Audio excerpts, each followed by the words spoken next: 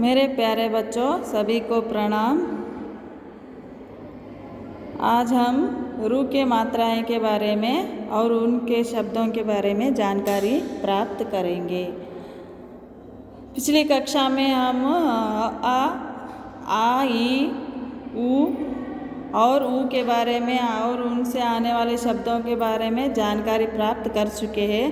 अब हम रू से आने वाले शब्दों के बारे में जानकारी प्राप्त करेंगे। रू से आने वाले शब्द इस तरह है कि रू से वृक्ष और वृक्ष मरा, न से नृप राजा, म से मृग और ग से गृह और तृण पुष्ट गृण वृथा और मृदु कृष्ण दृग नृप कृषक अमृत पृथक हृदय कृपाण मृणाल सृजन, ये सभी भी रू से आने वाले मात्राओं का शब्द है। और ಅಂದರೆ ಈ ಎಲ್ಲ ಶಬ್ದಗಳು ಏನಪ್ಪ ಅಂತಂದರೆ ಎರಡು ಅಕ್ಷರಗಳಿಂದ ಕೂಡಿದಂತಹ, ಎರಡು ವರ್ಣಗಳಿಂದ ಕೂಡಿದಂತಹ ಶಬ್ದಗಳು, ಅದೇ ರೀತಿ ಮೂರು ವರ್ಣಗಳಿಂದ ಕೂಡಿದಂತಹ ಶಬ್ದಗಳು ಆಗಿದ್ದಾವೆ। और अब हम आगे बढ़ते हैं ये से आने वाले शब्द। ये मात्र से आने वाले शब्द इस तरह है कि ये यानी कि केला, ये केला बनाना ಅಂತ ಅರ್ಥ। पेड़ यानी कि मर, पेड़ ಅಂದರೆ ಮರ ಅಂತ ಅರ್ಥವನ್ನು ಸೂಚಿಸುತ್ತದೆ।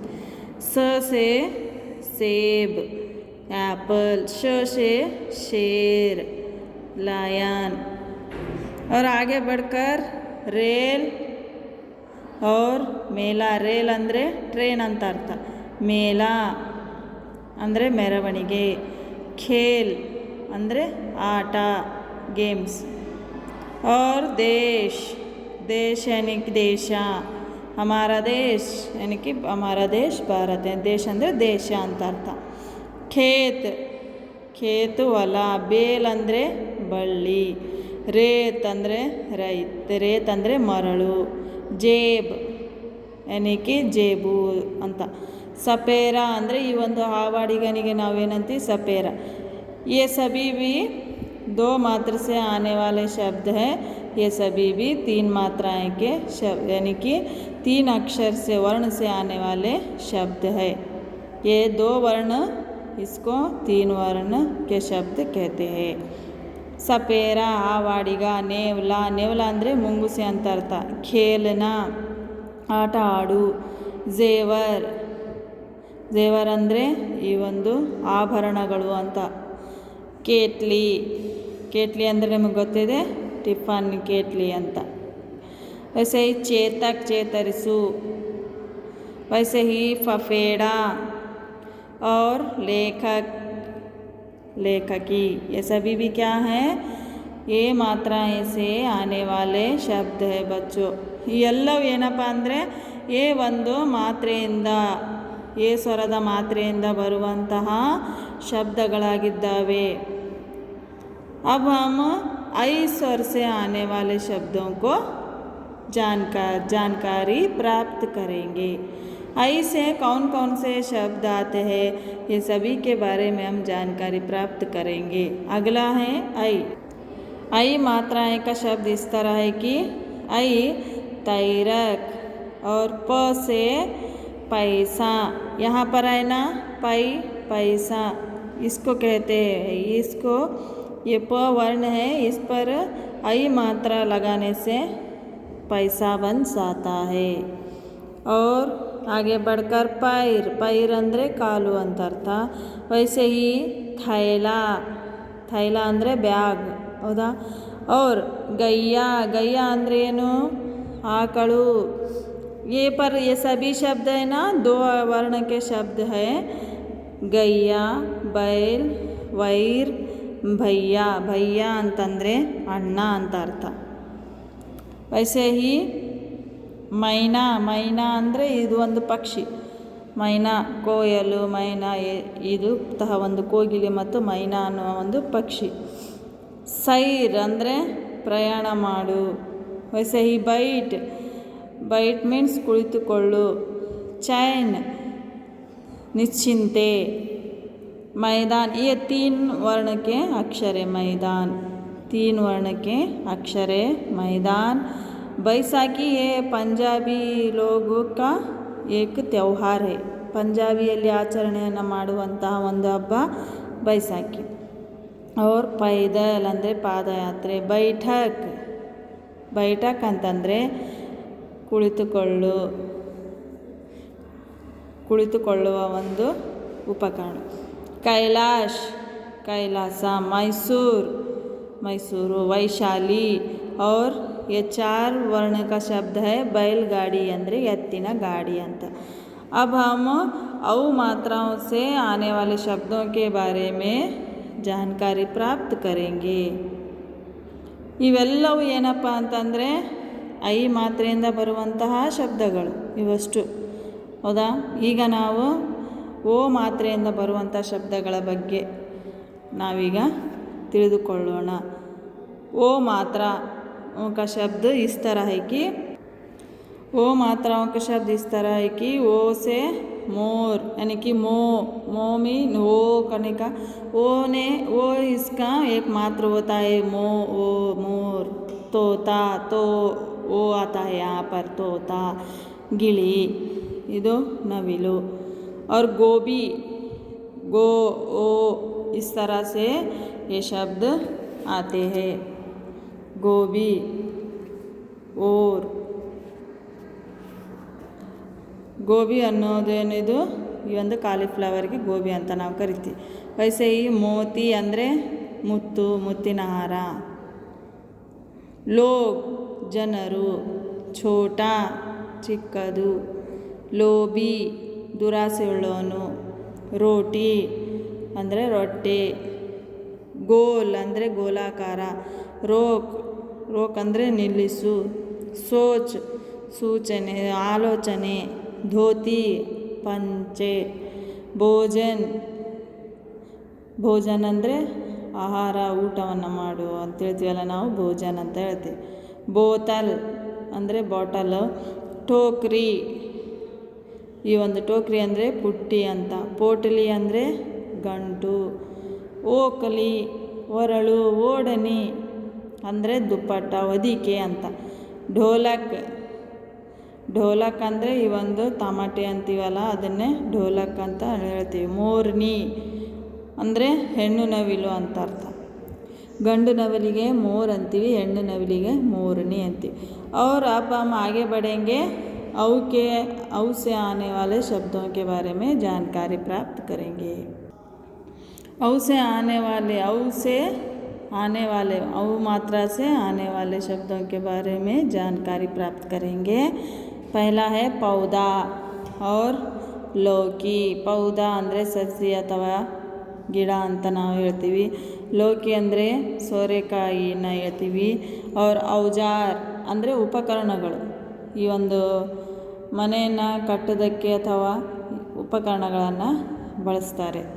ಈ ಒಂದು ಕಟ್ಟಿಗೆಯನ್ನು ಕಡಿಯೋದಕ್ಕೆ ಈ ಉಪಕರಣಗಳನ್ನು ಬಳಸ್ತಾರೆ. ಫವಾರ ಅಂದರೆ ಈ ಒಂದು ಚಿಲುಮೆಗೆ ಫವಾರ ಅಂತ ನಾವಿಲ್ಲಿ ಕರಿತೇವೆ. और हम आगे बढ़ते हैं.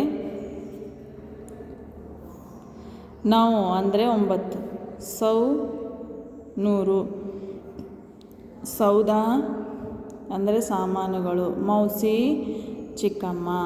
ನೌಕಾ ಅಂದರೆ ನೌಕೆ. ಕೌನ್ ಯಾರು. ಕೌವ್ವ ಕಾಗೆ. ಚೌತಾ 4ನೆಯದು. ಔಲಾದ್ ಅಂದರೆ ಉತ್ತರಾಧಿಕಾರಿ. ಔರತ್ ಹೆಣ್ಣು ಮಗಳು. ಮೌಸಮ್ ಮೀನ್ಸ್ ಪರಿಸರ, ವಾತಾವರಣ. ಔಷಧ. ಗೌತಮ್ ಹೆಸರು ಗೌತಮ ಬುದ್ಧ ಅಂತ. ದೌಲತ್ ಅಂದರೆ ಆಸ್ತಿ, ಸಂಪತ್ತು. ತೌಲಿಯಾ. और ಚೌಕಿದಾರಪ್ಪ ಅಂದರೆ ಈ ಒಂದು ವಾಚ್ಮ್ಯಾನ್ ಕೆಲಸವನ್ನು ಮಾಡೋದು ಚೌಕಿದಾರ್ ಅಂತ ನಾವಿಲ್ಲಿ ಕರಿತೀವಿ. आगे बढ़कर अब हम अनुस्वार के बारे में और अनुस्वार मात्राएं के बारे में जानकारी प्राप्त करेंगे. ಇವೆಲ್ಲ ಶಬ್ದಗಳು ಏನಪ್ಪ ಅಂತಂದರೆ ಅವಿಂದ ಬರುವಂಥ 2 ಮತ್ತು 3 ವರ್ಣದ ರೀತಿಯಾದ ಶಬ್ದಗಳಾಗಿದ್ದಾವೆ. ಈಗ ನಾವು ಅನುಸ್ವಾರದಿಂದ ಬರುವಂಥ ಶಬ್ದಗಳ ಬಗ್ಗೆ ತಿಳಿದುಕೊಳ್ಳೋಣ. अब हम अनुस्वार से आने वाले शब्दों के बारे में जानकारी प्राप्त करेंगे. ये है ना, अम को हम अनुस्वार कहते हैं, यानी कि इसको ಯೋಗವಾಹಕ भी कहते हैं. ಅನ್ನು ಅನುಸ್ವಾರ ಅಂತಲೂ ಸಹ ನಾವು ಕರಿತೀವಿ, ಯೋಗವಾಹಕಗಳಂತ ಸಹ ನಾವಿಲ್ಲಿ ಕರಿತೇವೆ. ಮತ್ತು ಅಹನ ಯೋಗವಾಹಕ ಅಂತ ಕರಿತೇವೆ. ಕಾ ಮಾತ್ರ ಹೇ ಬಿಂದಿ, ಹೌದಾ, ಡಾಟ್. ಇದರ ಒಂದು ಚಿಹ್ನೆ ಏನಪ್ಪ ಅಂದರೆ ಡಾಟ್. इसके शब्द इस तरह है कि घंटा, घंटे, डंडा, ಡಂಡ ಅಂದರೆ ಕೋಲು, ಶಂಖ ಅಂದರೆ ಶಂಖ ಅಂತ ಗೊತ್ತಿದೆ ನಿಮಗೆ, ಫಂಕ್ ಅಂದರೆ ರೆಕ್ಕೆಗಳು ಅಂತ ಫಂಕ್. ವೈಸೆ ಹಿ ಹಂಸ, ಹಂಸ, ಝಂಡಾ, ಧ್ವಜ, ಕಂಬ, ಕಂಬ ಅಂತಂದರೆ ಈ ಒಂದು ಕಂಬಗಳು ಅಂತ ನಾವಿಲ್ಲಿ ಹೇಳ್ತೀವಿ. ಚಂದ ಅಂತಂದರೆ ಚಾಂದ್, ಚಂದ್ರಮ. ಔರ್ ಅಂಡ, ಅಂಡ ಅಂದರೆ ಮೊಟ್ಟೆ. ಸಂತ್ ಅಂದರೆ ಸಾಧು, ಸಂತರು ಅಂತ ನಾವಿಲ್ಲಿ ಹೇಳ್ತೀವಿ. ವೈಸೆ ಈ ಸಂಗಡ. ठंड ಅಂದರೆ ಚಳಿ ಅಂತ ಅರ್ಥ. ये सभी शब्द क्या है, यहाँ पर बिंदियाँ लगाने से इसका अर्थ हो सकता है, बिना बिंदिया के ये अर्थ नहीं होता. ಇವುಗಳ ಶಬ್ದಗಳ ಅರ್ಥ ಏನಪ್ಪ ಅಂತಂದರೆ, ಈ ಒಂದು ಡಾಟನ್ನು, ಬಿಂದಿಯನ್ನು ಇಡೋದರ ಮೂಲಕ ಇವು ಅರ್ಥಗರ್ಭಿತವಾಗುತ್ತೆ. ಒಂದು ವೇಳೆ ಬಿಂದಿಯನ್ನು ಇಡದೆ ಹೋದರೆ ಆ ಒಂದು ಶಬ್ದ ಅರ್ಥಗರ್ಭಿತ ಆಗಿರೋ ಅರ್ಥದಿಂದ ಕೂಡಿರುವುದಿಲ್ಲ. ಚಂದ ಅಂತ ನಾವು ಕರಿತೀವಿ, ಠಂಡ್ ಅಂತೀವಿ. ಈ ಬಿಂದಿ ತೆಗೆದ್ರೆ ಏನಾಗುತ್ತೆ, ಅದು ಅರ್ಥ ಆಗೋದಿಲ್ಲ, ಸರಿಯಾಗಿ ಆಗೋದಿಲ್ಲ. ಹೀಗಾಗಿ ಈ ಒಂದು ಬಿಂದಿಯನ್ನು ನಾವಿಲ್ಲಿ ಬರೆಯಲೇಬೇಕು. ವೈಸೆ ಹಿ ಅಂಗೂರ್, ಯಾನಿ ಕಿ ಗ್ರೇಪ್ಸ್, ದ್ರಾಕ್ಷಿ ಅಂತ. ಅಂದರ್ ಒಳಗಡೆ, ಬಂದರ್ ಮಂಗ, ಸುಂದರ್ ಸುಂದರ, ಅಂತರ್ ಅಂತರ, ಮಂದಿರ್ ದೇವಾಲಯ ಗುಡಿ ಅಂತ. ಚಂಪಕ್ ಚಂಪಕ, ಮಂಜನ್ ಈ ಒಂದು ನಾವೇನೋ ಈ ಒಂದು ಬ್ರಷಲ್ಲಿ ಪೇಸ್ಟನ್ನು ಹಚ್ಚಿ ಮುಖವನ್ನು ಕ್ಲೀನ್ ಮಾಡ್ಕೊತೀವಲ್ಲ, ಹಲ್ಲುಗಳನ್ನು ಕ್ಲೀನ್ ಮಾಡ್ತೀವಿ, ಅದನ್ನು ಮಂಜನ ಅಂತೀವಿ. ಕೋಲ್ಗೇಟು ಮತ್ತು ಈ ಒಂದು ಪೇಸ್ಟಿಗೆ ಮಂಜನ ಅಂತ ನಾವಿಲ್ಲಿ ಕರಿತೇವೆ. ಅಬ್ ಹಮ್ ಆಗೆ ಬಡ್ತೇ ಹೇ ಚಂದ್ರ ಬಿಂದು ಕೆ ತರಫ್. ಅಂದರೆ ಈಗ ನಾವೀಗ ಚಂದ್ರ ಬಿಂದುವಿನ ಕಡೆ ನಾವೀಗ ಹೋಗೋಣ. ಚಂದ್ರ ಬಿಂದುವಿನಿಂದ ಆಗುವ ಒಂದು ಬರುವಂತಹ ಶಬ್ದಗಳು ಯಾವುದನ್ನು ನಾವೀಗ ತಿಳಿದುಕೊಳ್ಳೋಣ. चंद्र बिंदु से आने वाले शब्द. आखिर ये चंद्र बिंदु कब लगाया जाता है, किस शब्द पर लगाया जाते है. ಯಾವಾಗ ನಾವು ಈ ಚಂದ್ರ ಬಿಂದುವನ್ನು ಬಳಸ್ತೀವಿ ಮತ್ತು ಯಾವ ಒಂದು ಶಬ್ದದ ಮೇಲೆ ಈ ಒಂದು ಬಿಂದುವನ್ನು ನಾವೀಗ ಬಳಸ್ತೀವಿ ಅಂತ ನೋಡೋಣ. ಅಂಗೂಟಿ ಇದೆ, ಹೌದಾ. ಅಂಗೂಟಿ ಅಂದರೆ ಉಂಗುರ ಅಂತ. ಈ ಒಂದು ಅಂಗೂಟಿ ಮೇಲೆ ಈ ಒಂದು ಚಂದ್ರ ಬಿಂದುವನ್ನು ನಾವಿಲ್ಲಿ ಬಳಸಲೇಬೇಕು. ಇಲ್ಲಾಂದರೆ ಆ ಒಂದು ಪದ ಏನಾಗುತ್ತೆ, ಅರ್ಥಗರ್ಭಿತದಿಂದ ಕೂಡಿರೋದಿಲ್ಲ. ವೈಸೆ ಹಿ ದಾಂತ್ ಅಂದರೆ ಹಲ್ಲುಗಳು, ಇದರ ಮೇಲೆ ಸಹ ಚಂದ್ರಬಿಂದು ಇದೆ ನೋಡ್ರಿ. ನೆಕ್ಸ್ಟ್ ಪಾಂಚ್ ಅಂತಂದರೆ 5. ಚಂದ್ರಬಿಂದು ಇಲ್ಲಪ್ಪ ಅಂದರೆ ಅದು ಅರ್ಥ ಪರ್ಫೆಕ್ಟಾಗಿ ಕೂಡಲ್ಲ, ಪರ್ಫೆಕ್ಟಾಗಿ ಬರೋದಿಲ್ಲ. ಪಾಂಚ್ ಇಸ್ ಥರ ಸೆ ಚಂದ್ರಬಿಂದು ಹಮ್ ಲಗಾತೆ ಹೇ. ವೈಸೆ ಹಿ ಸಾಪ್ ಹಾವು. ಈ ಒಂದು ಆಧಿ ಅರ್ಧ. ವೈಸೆ ಬೂಂದ್ ಹನಿ. ಸೂಂಡ್ ಅಂದರೆ ಸೊಂಡಿಲು. ಟಾಂಗ್ ಅಂದರೆ ಕಾಲು. ವೈಸೆ ಹಿ ಬಾಟ್ ಹಂಚು. ಚಾಂದ್ ಅಂತಂದರೆ ಚಂದ್ರ. ಆಂಖ್ ಕಣ್ಣುಗಳು. ಪೂಂಚ್ ಬಾಲ. ಆವ್ಲಾ ಉಂಗಲಿ. ಆವ್ಲಾ ಅಂದರೆ ಈ ಒಂದು ನೆಲ್ಲಿಕಾಯಿನ ಆವ್ಲಾ ಅಂತ ಕರಿತೀವಿ, ಹೌದಾ. ವೈಸೆ ಹಿ ಉಂಗಲಿ ಮೀನ್ಸ್ ಬೆರಳು. ಆಚಲ್ ಅಂದರೆ ಮಡಿಲು ಅಥವಾ ಆಚಲ್, ಮಡಿಲು ಅಂತ ಕರಿತೀವಿ. ಬಾಸುರಿ ಶಹನಾಯಿಗೆ ಬಾಸುರಿ ಅಂತೀವಿ. ಆಂಗನ್ ಅಂಗಳ. ಕಾಟಿಲ್ ಅನ್ನೋದು ಇದು ಕೂಡ 3 ಒಂದು ಶಬ್ದ, 3 ವರ್ಣದಿಂದ ಕೂಡಿದಂಥ ಶಬ್ದ. ಢೂಂಢನ ಹುಡುಕಾಡು. ತಿತಿಲಿಯಾ ಮೀನ್ಸ್ ಚಿಟ್ಟೆಗಳ ಅಂತ ಅರ್ಥ. ये सभी शब्द क्या है सभी शब्द चंद्र बिंदु है, चंद्र बिंदु से आने वाले शब्द है. ಅಂದರೆ ಈ ಎಲ್ಲ ಶಬ್ದಗಳೇನಪ್ಪ ಅಂದರೆ ಚಂದ್ರಬಿಂದುವಿನಿಂದ ಬರುವಂತಹ ಶಬ್ದಗಳಾಗಿದ್ದಾವೆ. ಒಂದು ವೇಳೆ ಚಂದ್ರಬಿಂದು ಇಲ್ಲಿ ಬಳಕೆ ಆಗದೆ ಹೋದರೆ ಆ ಒಂದು ಶಬ್ದಗಳು ಅರ್ಥಗರ್ಭಿತವಾಗಿ ಇರುವುದಿಲ್ಲ. ಹೀಗಾಗಿ ನಾವು ಚಂದ್ರಬಿಂದುವನ್ನು ಬಳಸಲೇಬೇಕಾಗುತ್ತೆ. ಅಬ್ ಹಮ್ ವಿಸರ್ಗ ಯಾನಿ ಕಿ ಅಹದಿಂದ ಬರುವಂತಹ ಶಬ್ದಗಳನ್ನು ನಾವೀಗ ನೋಡೋಣ. ಅಹದಿಂದ ಅಂದರೆ ವಿಸರ್ಗ. ಅಹನ ನಾವು ವಿಸರ್ಗ ಅಂತೀವಿ, ಅಮ್ಮನ ಅನುಸ್ವಾರ, ಅಹನ ವಿಸರ್ಗ ಅಂತ ನಾವಿಲ್ಲಿ ಕರಿತೀವಿ. ಈ ಒಂದು ಅಹದ ಮಾತ್ರೆ 2 ಬಿಂದಿಗಳು ಈ ರೀತಿಯಾಗಿರುತ್ತವೆ, ನೇರವಾದಂಥ ಒಂದು ಬಿಂದಿಗಳು ಇರ್ತವೆ. ಈ ಒಂದು ಅಹದಿಂದ ಬರುವಂತಹ ಶಬ್ದಗಳು ಪ್ರಾತಃ, ಪ್ರಾತಃ ಅಂದರೆ ಬೆಳಗ ಮುಂಜಾನೆ ಅಂತ ಅರ್ಥ. ಅದನ್ನು ಪ್ರಾತಃ ಕಾಲ ಅಂತೀವಿ. ಸೂರ್ಯ ಉದಯಿಸುತ್ತಿರುವ ಒಂದು ಸಮಯವನ್ನು ಪ್ರಾತಃ ಕಾಲ ಅಂತೀವಿ. ವೈಸೆ ಈ ಅಂದರೆ 6, छह ऐसा इस तरह से पढ़ते हैं. छह अतः नमः पुनः प्रायः, अतः नमः पुनः प्रायः, अतः ಅಥವಾ ನಮಃ ಪುನಃ ಪ್ರಾಯಶಃ ಅಂತ ನಾವು ಇವೆಲ್ಲ ಶಬ್ದಗಳನ್ನು ಬಳಕೆ ಮಾಡ್ತೀವಲ್ಲ, ಅದೇ ರೀತಿ ಇವೆಲ್ಲ ಶಬ್ದಗಳಿಗೆ ನಾವು ಏನು ಮಾಡಬೇಕಿಲ್ಲಿ ವಿಸರ್ಗವನ್ನು ಹಚ್ಚಬೇಕು. ವಿಸರ್ಗವನ್ನು ಹಚ್ಚಿದರೆ ಅವು ಅರ್ಥಗರ್ಭಿತವಾಗಿರುತ್ತೆ. ಇಲ್ಲದಿದ್ದರೆ ಆ ಒಂದು ಶಬ್ದ ಅತ ನಮ ಪುನಃ ಈ ರೀತಿಯಾಗಿರುತ್ತೆ. ಈ ರೀತಿಯಾಗಿ ಅದು ಓದುವುದು ಸರಿಯಲ್ಲ. ಅತಃ ನಮಃ ಪುನಃ ಪ್ರಾಯಃ. ಅಂದರೆ ಅಲ್ಲಿ ನಾವು ಬರೋದಿಲ್ಲ. ಈ ಒಂದು ಹದ ಬದಲಿಗೆ ಅಹದ ಬದಲಿಗೆ ನಾವು ಏನು ಮಾಡ್ತೀವಿ, ಇಲ್ಲಿ ಈ ಒಂದು ಚಿಹ್ನೆಯನ್ನು ಮಾತ್ರೆಯನ್ನು ನಾವಿಲ್ಲಿ ಬಳಕೆಯನ್ನು ಮಾಡುತ್ತೇವೆ. और अंततः शनैः क्रमशः ಮೂಲತಃ, ಶನೈಃ ಕ್ರಮಶವಾಗಿ, ಮೂಲತಃವಾಗಿ, ಸಂಭವತಃ ಸಂಭವನೆ, ದುಃಖ, निःशुल्क और निस्वार्थ, निष्कपट, निश्चल और बहुत सारे शब्द है ಅಹ से आने वाले. ಬಹಳಷ್ಟು ಶಬ್ದಗಳಿದ್ದಾವೆ. ಈ ಒಂದು ಅಹದಿಂದ ಬರುವಂತಹ ಶಬ್ದಗಳು ಇವಾಗಿದ್ದಾವೆ ಅಂತ ನಾವಿಲ್ಲಿ ಹೇಳಬಹುದು. ಅದೇ ರೀತಿ ಅಹದಿಂದ ಬರುವಂಥ ಇನ್ನೂ ಸಾಕಷ್ಟು ಶಬ್ದಗಳಿದ್ದಾವೆ. ಆ ಎಲ್ಲ ಶಬ್ದಗಳನ್ನು ನೀವು ನೋಡಿ ಓದಿ ತಿಳಿದುಕೊಳ್ಳಿ. अब हम आगे बढ़ते हैं 12 कड़ी की ओर. 12 कड़ी का अभ्यास किस तरह से करना चाहिए? तो बच्चों 12 कड़ी का अभ्यास करो, यानी कि 12 कड़ी को इस तरह से पढ़ना चाहिए. क का, की कु कू, क्रू के कै, को कौ, कम कहा. और इसी तरह ग गा इसी तरह से यहाँ पर लिखना होगा. अपने CW और HW नोट्स में ये सभी शब्दों को लिखिए. ग च त न प ब ल स ह ದ. ಈ ಎಲ್ಲ ಶಬ್ದಗಳನ್ನು ನಾವು ಏನು ಮಾಡಬೇಕಪ್ಪ ಅಂತಂದರೆ ನಿಮ್ಮ ಒಂದು HW ಮತ್ತು CWನಲ್ಲಿ ಬರೆಯಬೇಕು.